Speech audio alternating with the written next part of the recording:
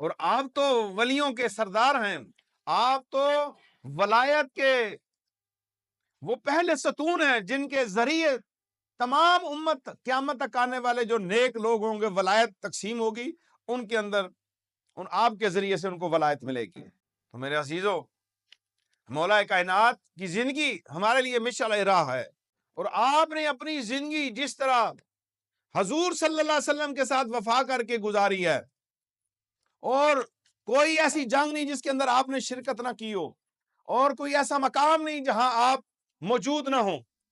اور آپ نے رسول اللہ صلی اللہ علیہ وسلم پر